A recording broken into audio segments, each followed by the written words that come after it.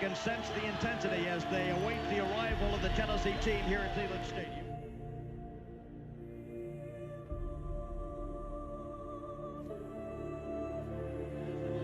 The #1 undefeated Volunteers prepare to race onto the field. Everything is riding on this football game. So there's a special intensity, a special urgency. Here come the Volunteers. Wherever you listen throughout the world, it's football time in Tennessee. All right, let's do this on three. 1, 2, 3. What's up, Facebook? What's up, YouTubes? We're back. That's right. It's me, Bobby C, a.k.a. Catfish, and my boy, Billy Ratliff. Friday Night Live. Man, it's just, 40-something days left to football season. Can't wait. We've got a lot of great announcements to make. Should have volunteerroadshow.com, our website, up and rolling tonight or tomorrow. I'm glad you guys joined us on Facebook. Check us out on YouTube, and you guys on YouTube, check us out on Facebook. We've got a new sponsor coming on board that's going to help us with our hashtag Sam Strong campaign to kick leukemia in the butt.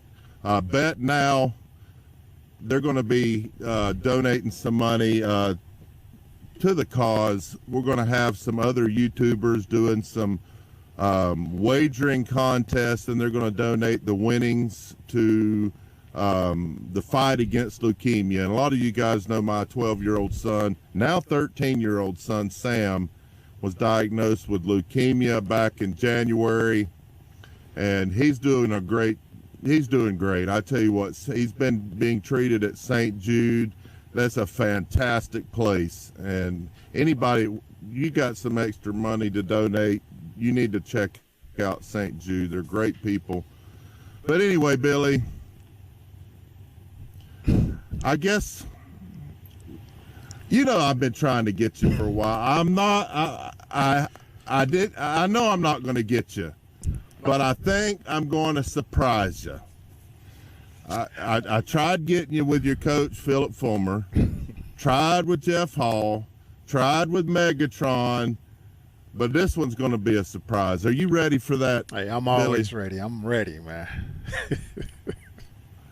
Well, I've been working on this for a little while, and special guest, I want you to come on and just go ahead and tell me a good story about your boy Billy. We've heard a lot of on the field stories about Billy, how he's a beast. Give us a good off the field story about Billy Ratliff. The year is 1995. It's summertime, and a young boy from Mississippi keeps bugging the hell out of me to take him to the Greyhound bus station. And I really didn't want to be a part of that because I didn't want that on my back. Why did Billy Ratliff go home? And about day 3 or 4, I see one of the walk-ons taking Billy. He had his trunk, no luggage, no suitcase, the trunk, like from Pirates of the Caribbean type trunk, treasure chest.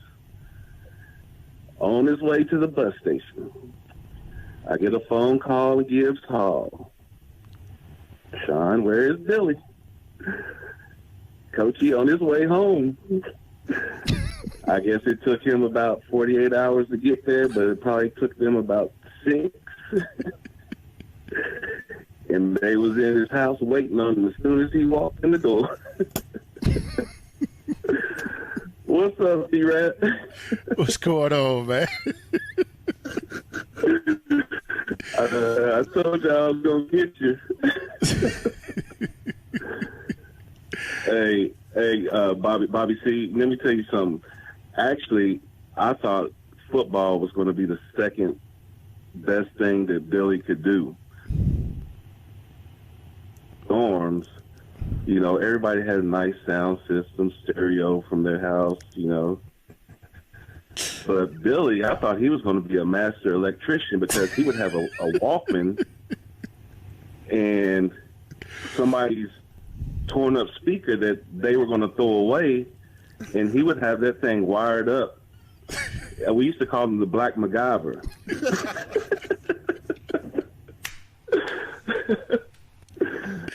No, but thank you guys for having me on, man. I've been waiting for the opportunity. All right, Billy, tell everybody, introduce everybody to Mr. Shawn Johnson. Let's go ahead. It's all yours, buddy. I know you love this guy to death. He told me a lot of stories. Hey, this guy here, man, this is an easy one, Bobby. You know it. He knew I knew him from the jump. As soon as he started talking, I knew exactly who it was, man. This is one of my best friends, man. One of my great friends, man. Class of '95. You know, this man was in my wedding. My best man, Shawn Johnson, the original number 35, straight out of Louisville, Kentucky, a.k.a. Yes, Sean J. the Shocker. Hey guys, so yeah, I was talking to Bobby C. About a couple of things that we wanted to talk about today, and one of the things I want to just touch light on before we get into all the laughs and stuff is first off the prayers to Albert Hainsworth and what he's going through, and how many people is trying to come through for him, and like I was talking to Billy, it's amazing how we all we wear different colors, and we say we hate Florida, we say we hate Georgia, but the amount of support that's come through for Albert from other teams in the SEC, it just goes to show you at the end of the day, life's more important. And like I was telling Bobby C earlier, we just went through a situation here in Kentucky with Jared Lorenzen, and the support. He wore the blue, and I live in red country with the Louisville Cardinals. But Billy, Chris Redmond, Yes. used to play quarterback for Louisville. Yes. Him, Deion Branch, he was the MVP for one of the Super Bowls with the Patriots. He played for the Cardinals, and a guy that plays for Atlanta Falcons now, offensive guard Jamin Brown, they all chipped in $5,000 to go to Jared's funeral. And like I said, those guys played on the other side, and it goes to show you at the end of the day, you're rivals and you're fighting against each other, and you say you don't like each other, but when that life comes into play, none of that matters anymore. And me and Billy, me and you have talked about you as far as talking about health with football players and athletes. I mean, I think this is the perfect platform, for you to do something as far as reaching out and giving people knowledge, and especially as many injuries as you've had and people you've known has had, because they teach us, they get us big, they teach us to get us big, fast, but at the end of it all, it's kind of like, I live in Kentucky, so those racehorses, when they're done racing and they can't produce anymore, is the glue truck. Yes. So I just think this would be the perfect platform for you to reach out to show awareness, as far as health and football players and things like that. It's funny that you was talking about that, like donations and stuff, I remember when you sent me that text on Big Al, telling me that, he was going to need a kidney. And, I didn't believe it at first until I went online and I checked it out, and it was everywhere, and Brittany put it out there and everybody. And when you said that, please go call him and see if he's okay, and that goes to show how many people in the world that sees this and recognize when someone needs help, everybody pitch in and come together and try to find a solution to help people, and that's what it's all about, man. That's one thing I say about the volunteers, man. We always come back together as boys, friends, whether it's a loved one, there's a friend, or someone that you just don't even know, there's strangers, and with me and you, we have a crazy bond that no one really understands and knows. Even when we don't talk at all, we can get on the phone and synchronize like things have been together all the time. So I know what you're talking about when it comes to those people coming together, whether it's the big red or big blue, it's big orange, it doesn't matter, man. We all are human. We just got to take that element of hate out and come in and just create love all the time. Right.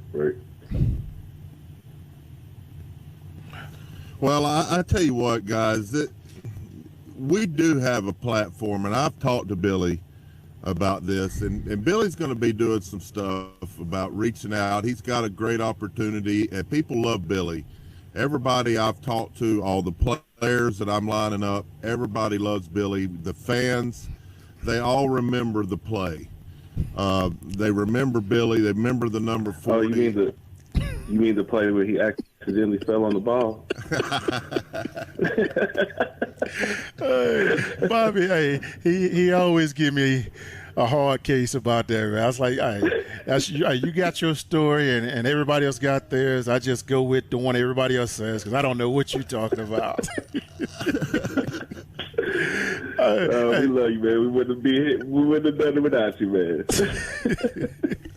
But tell me this though, man. It's I know that you don't really think about the big heel anymore because we haven't been the same team anymore. What do you think about the Vols, man? How you think we're gonna look this year?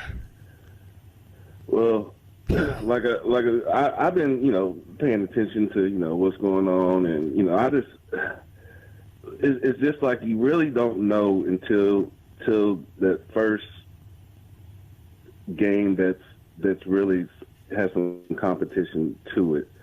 It's like I'm at the point where I really don't know how they're going to be because every year every year you hear 10-3, 10-3, 10-3, and they're talking about Florida, Alabama, Georgia, teams like that.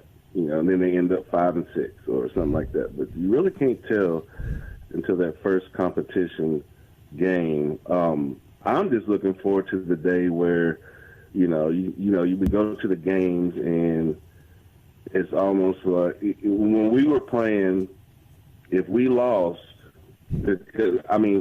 we out of the 4 years that we played, we only lost 4 games.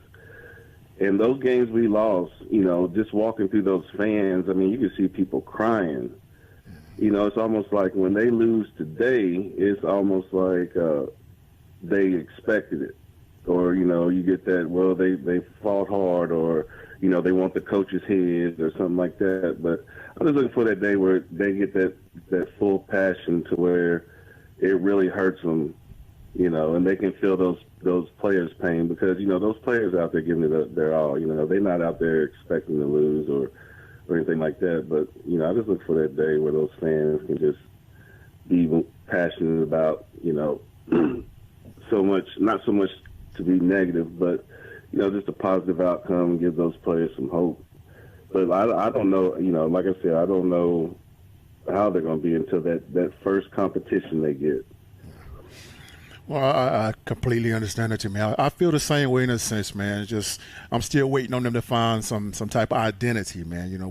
We had plenty of that when we was over there, where it was Peyton, Leonard, you, me, Al.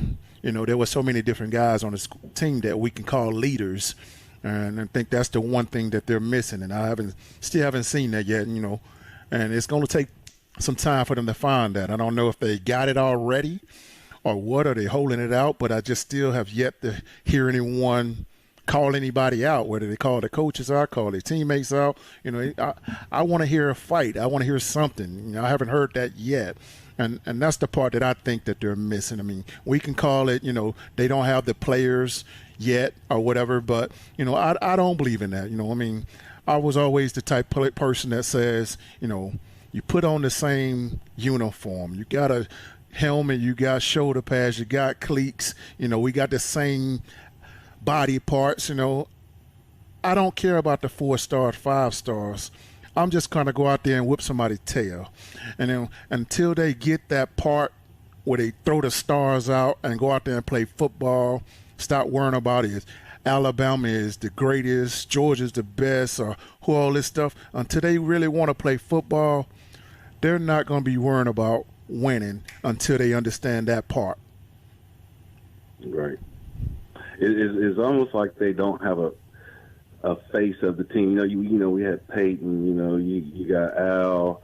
The last face of Tennessee football that I can something that just pops up to my mind is Eric Berry.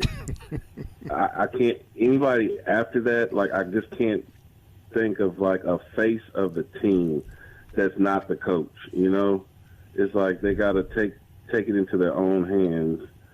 And like you said, just get an identity about themselves and take some type of pride in just taking the team and owning it. It's like when we were playing, when things happened, or Peyton or Al or Leonard or you would handle that. I can remember at times when we do something that we weren't supposed to do, whether it was missing the curfew on 2 days or something like that, and you got Leonard out there running us, where Coach Chavis was like, okay, Leonard, Al, y'all go ahead and handle that, which I didn't really agree with because Leonard was probably with us, but it's just like, it was our team. It wasn't the coach's team, Yes. And you said it perfectly, man. Identity is huge. I mean, leadership is huge. It's until they find that, I think we're still going to struggle. I mean, we can talk about the stars all day long. Like I said, I have never believed in that. I mean, I remember when we came in, I don't remember if I even had any stars. I don't know if I know the star thing wasn't a big thing then. I just remember it was more like the top 10 in the state or this here and that there. I didn't think about that stuff. I don't think, did we have stars or anything like that? I mean, I don't remember. If we did, nobody paid attention to it. It was irrelevant. If you can ball, you can ball. I don't care if you was 1 star, half star, whatever. Let me ask you a question, Shawn. What do you watched the team over the last decade? We've been through 3 different coaches. What would you say the biggest difference that you see from the outside looking in now compared to when you played? Confidence, one. I mean, confidence is really big. It's just like I can remember, and Billy can attest to this. I can remember Bobby going out on the field during warm-ups and looking at the other team and knowing they've already lost before the game even started.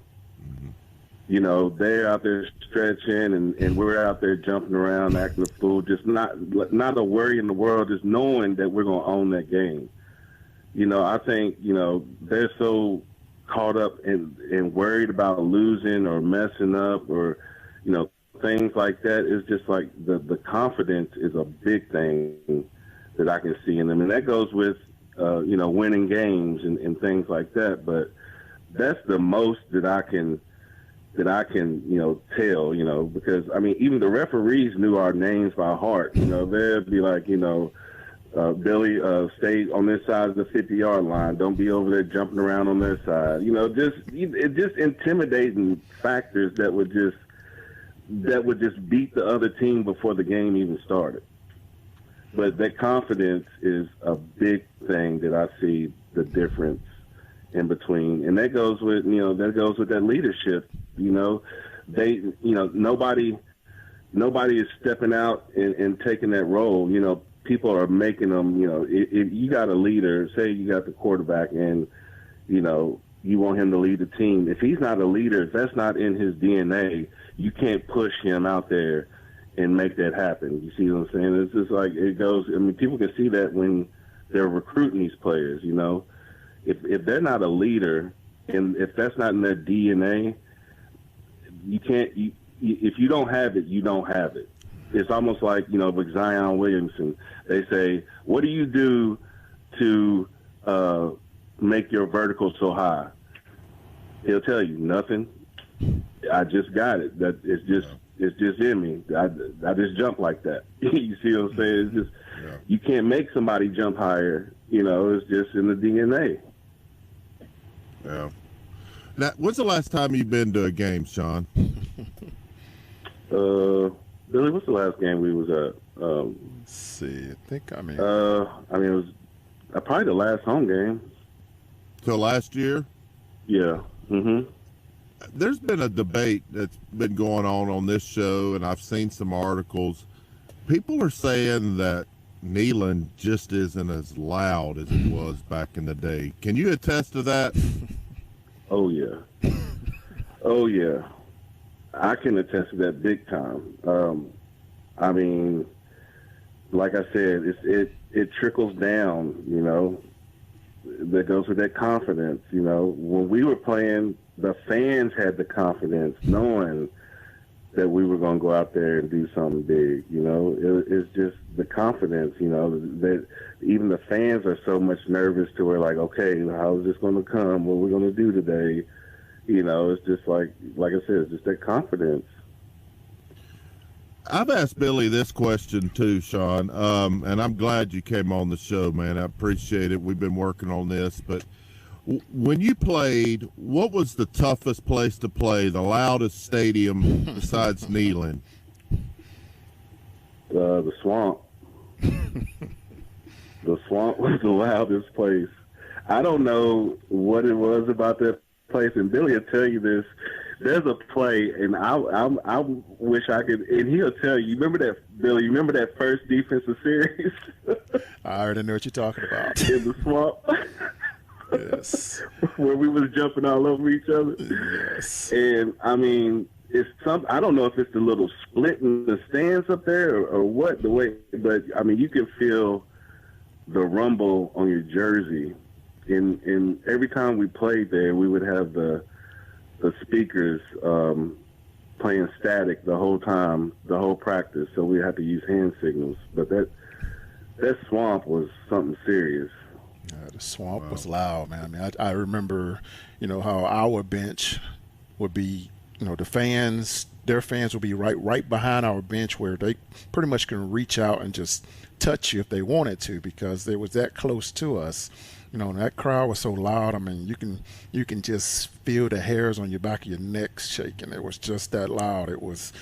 I used to love the Swamp, man. I mean, I never got a win out of there, but it was always fun. Speaking of the Gators, you did get a win, Billy, in '98. I wanted to ask Shawn, what do you remember most about that '98 game? I was there. I was in the upper deck.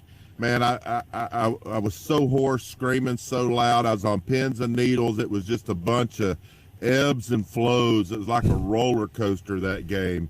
And when he missed that field goal, I don't even know the guy I was sitting next to, but I hugged him for probably 2 or 3 minutes like he was my dad or something. And then I seen everybody going down on the field, and I said, I got to make my way down there. I got down on the field. But what was it like playing against the Gators and coming out of there to win? Give us some memories about that game in '98.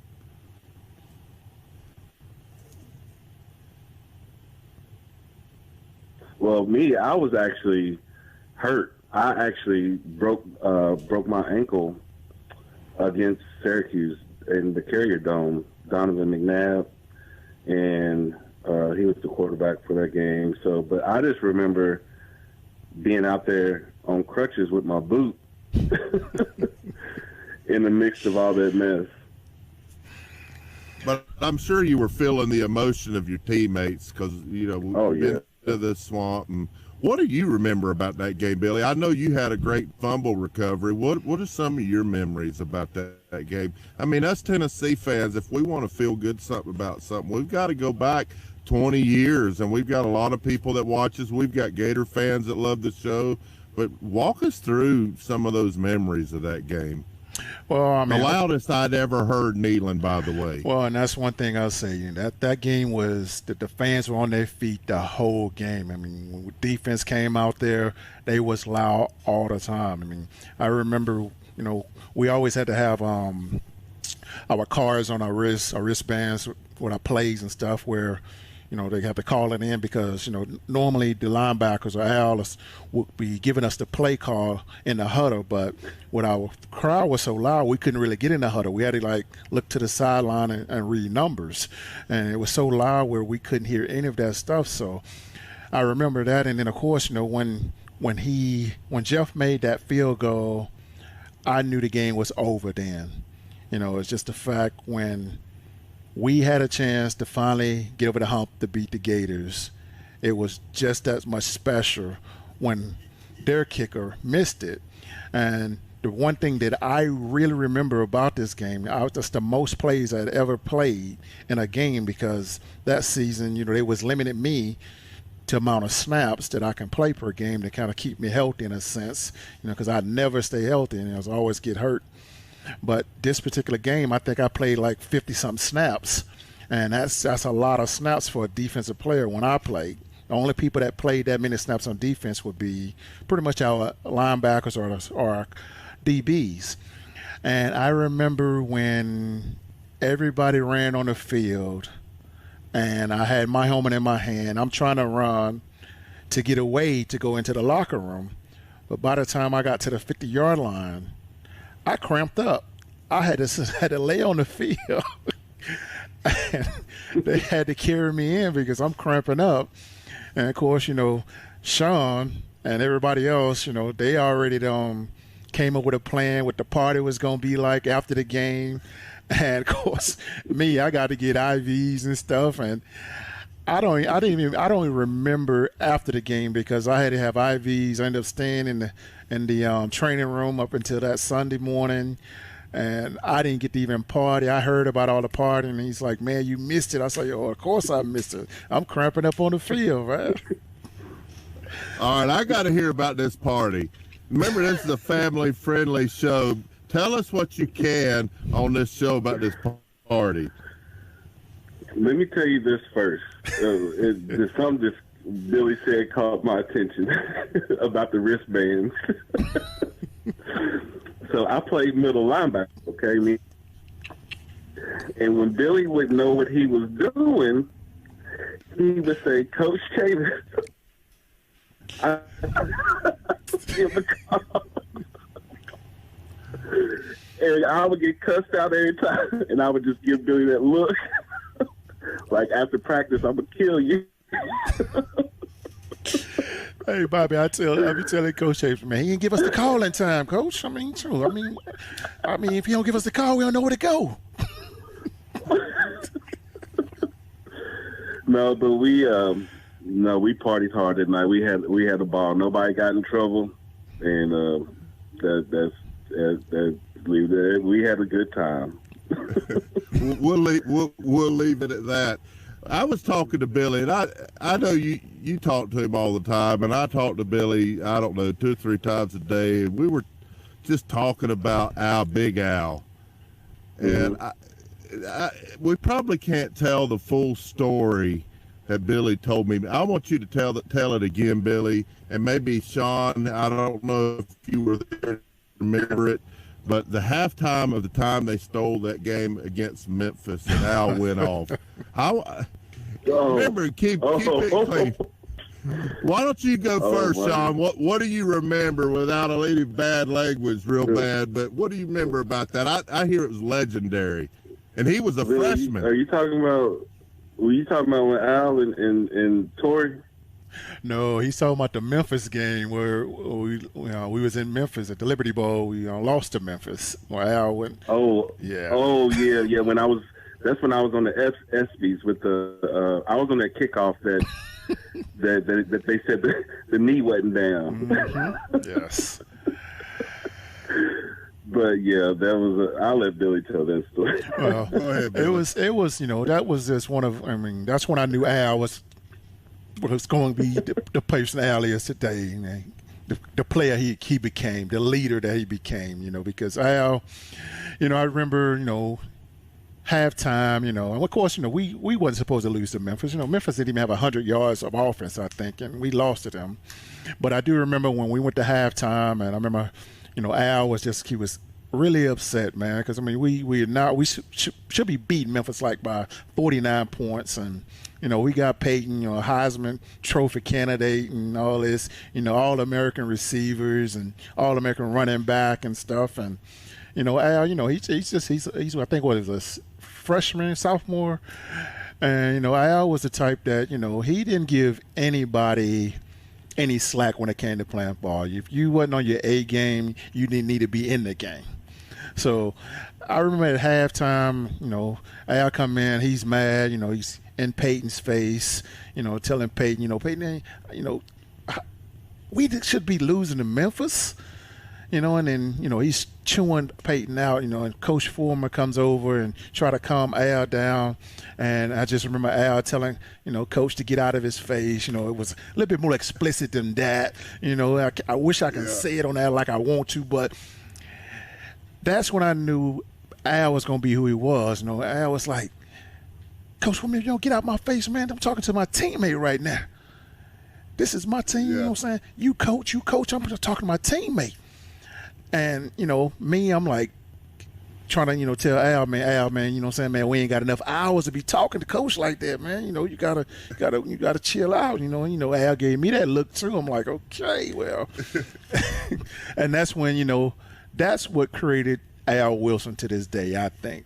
That's when the coaches really respect his passion for the game and the fact that we lost to Memphis because, he was from Memphis and, he was telling Peyton and Coach Foreman he didn't come to Tennessee to be losing to no dang old Memphis. It was a little bit more explicit than that, but it was one of those great moments that I think created Alizé Wilson.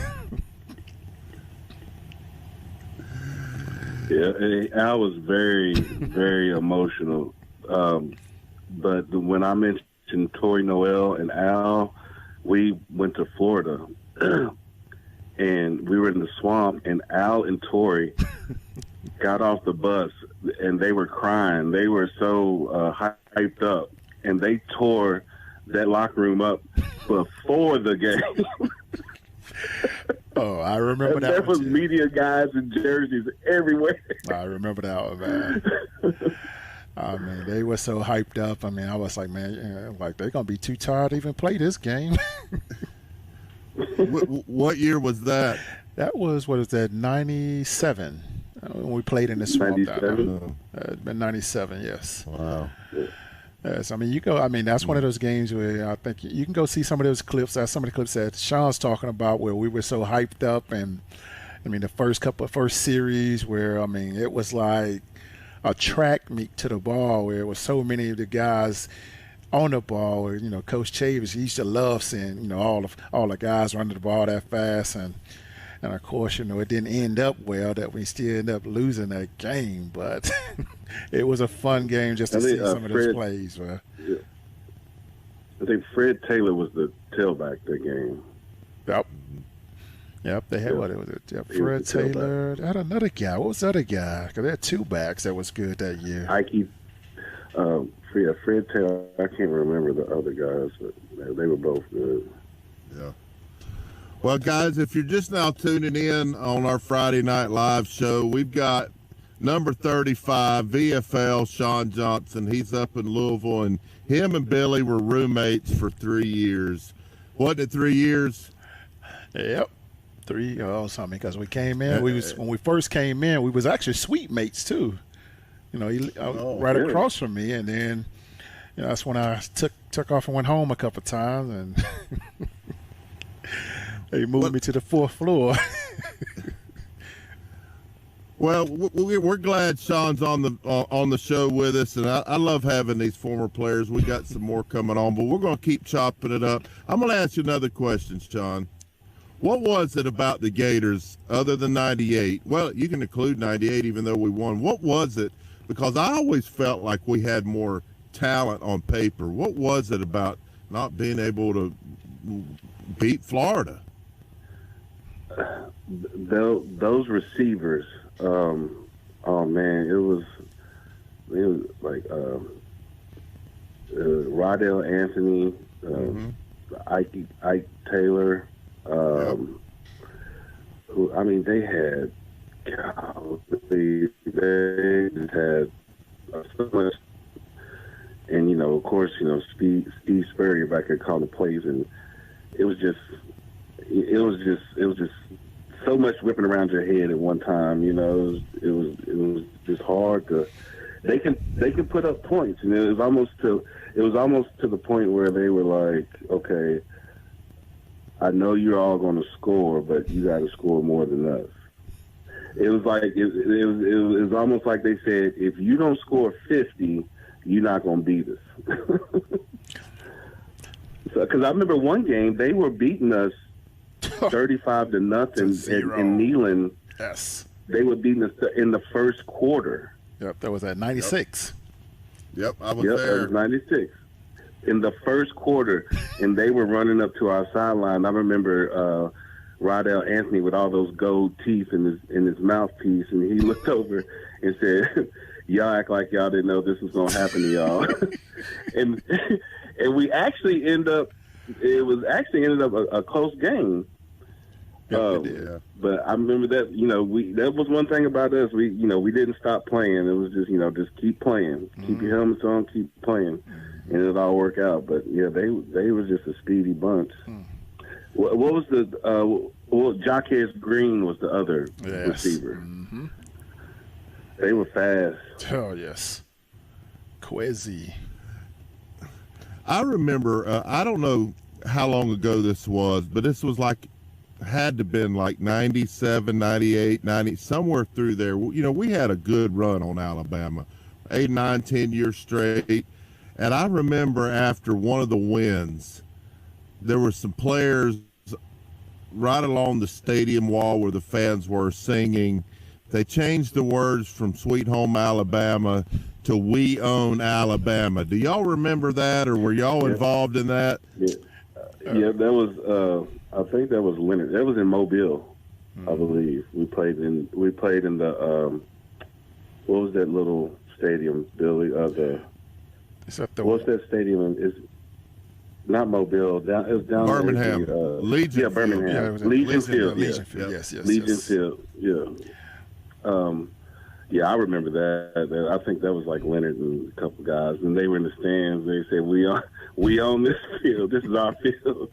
And actually, Bobby, Sean Alexander is a real good friend of mine. You know, we're both out of Kentucky, and we actually played Sean Alexander when we were both seniors. I went to Trinity here in Louisville, and he went to Boone County, and we played them in the state championship. Wow! When we were seniors, and we were actually, you know, at the Kentucky-Tennessee All-Star game, we were roommates, and you know, it was a big Tennessee-Alabama kind of, you know. And every time after the game, I'd just be like, "Man, y'all ain't ever gonna beat us."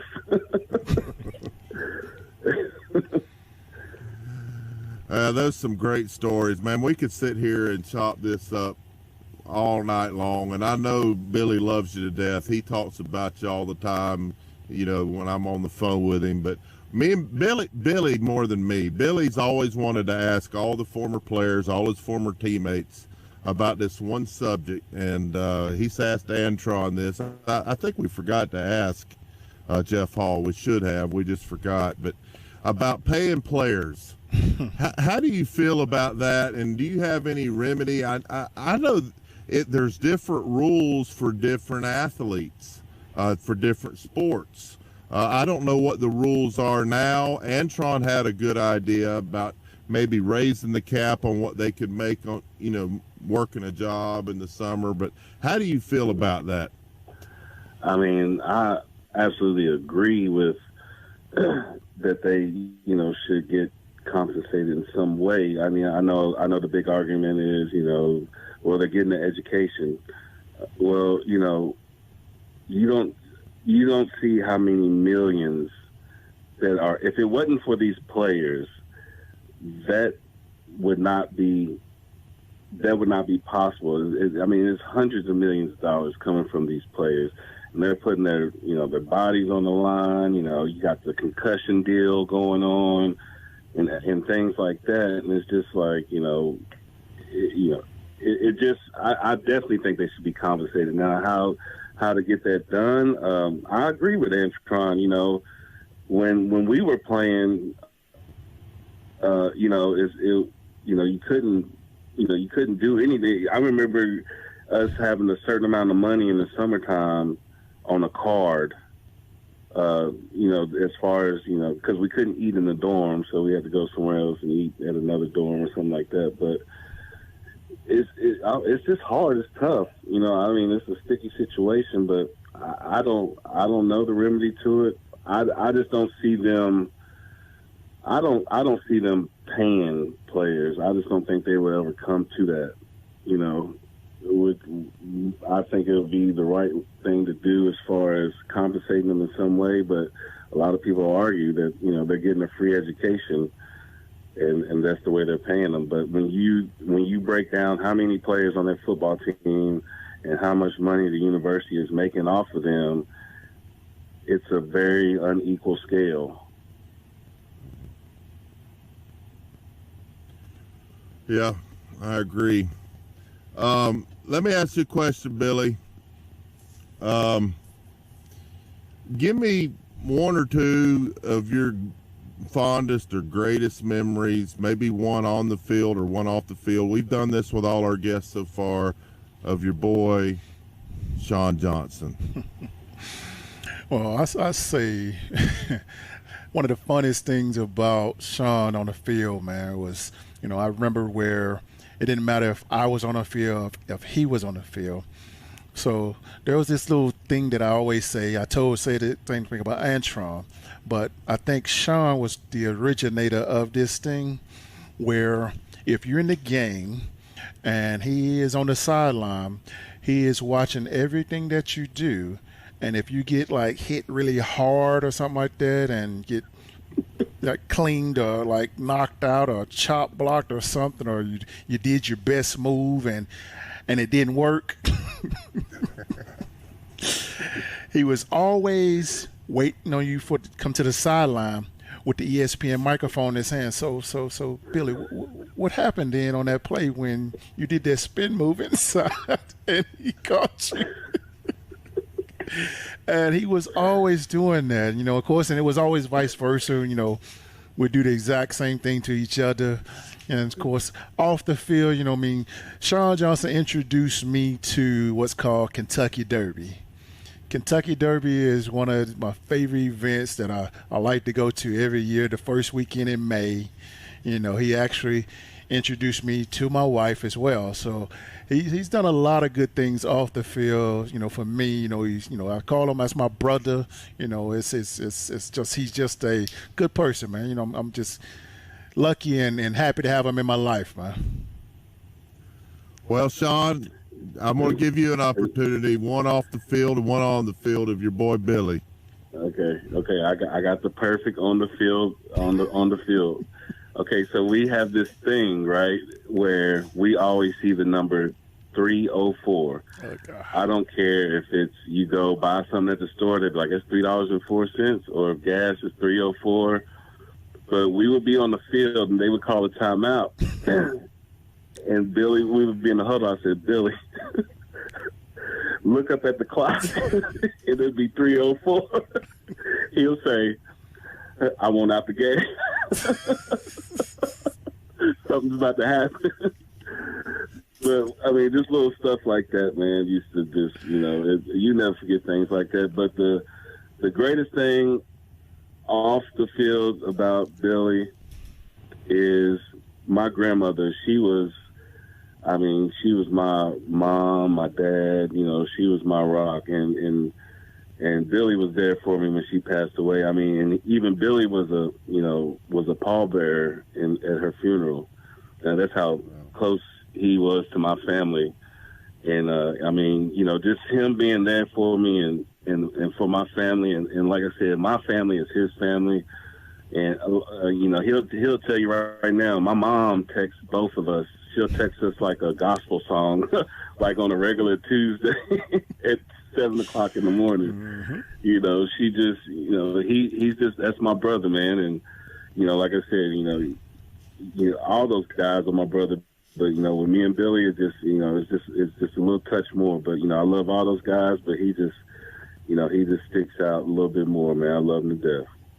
Well, Shawn, you told me a story today about how he's our early riser. Tell everybody on the volunteer story, on the Volunteer Roadshow, that story you told me about him.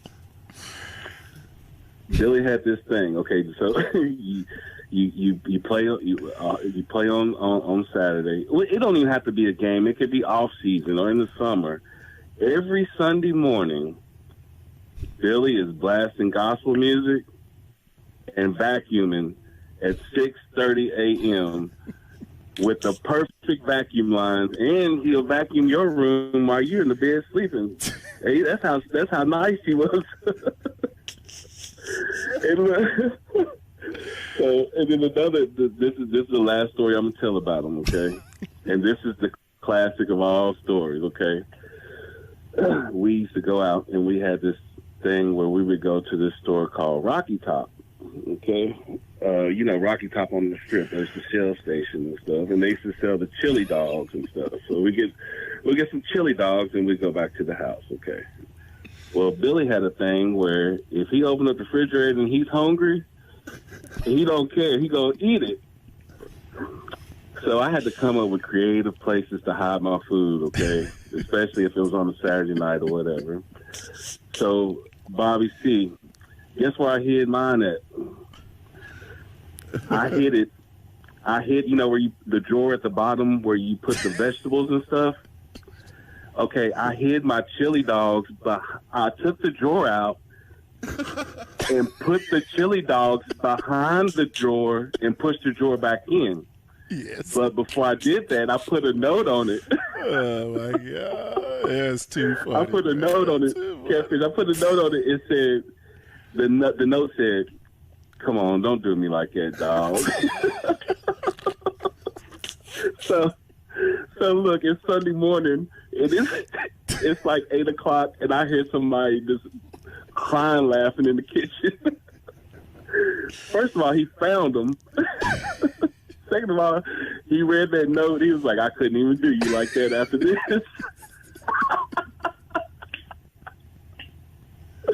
Man. Oh, it's great, man. Yeah, that was. Hey, yeah, that's one of the stories. Yes, I remember that one too. That was. Yeah, you got me with that one, dog.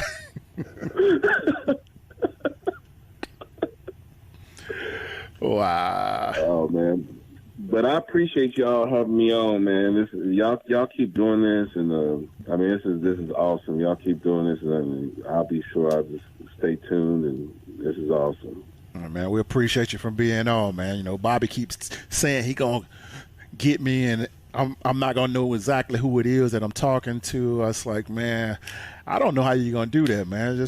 I know everybody, man. That voice. I mean, all it takes is just that first 3 seconds, and as soon as I heard you, I knew exactly who it was. I was about to say something to get you started laughing, but I was gonna let you finish. Were you surprised at all? Were you wondering when I told you we had a surprise guest? Who were you thinking about? I started thinking about who could it be? I mean, there's only two people that can even like give any like information about me off the field that knows me like that, or that will feel comfortable with saying stuff about me. And I was like, you know what? I know exactly who it's gonna be. And I started sitting here thinking, I'm sitting there, and as soon as you brought him on, I was like, oh, I knew it.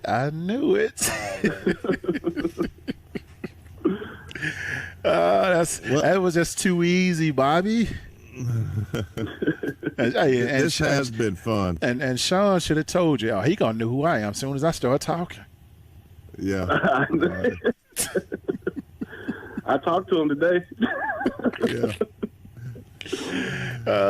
You might. Man. I mean, I'm serious, man. You probably gonna have to go find someone like Coach Major, someone, or someone like maybe someone off the street or something. I probably still know them. This is fun. You're going to have to come on again now, Shawn. This ain't going to be your only time. Anytime. Hey, and I'll help you out, man. I probably got some people that can easily get him.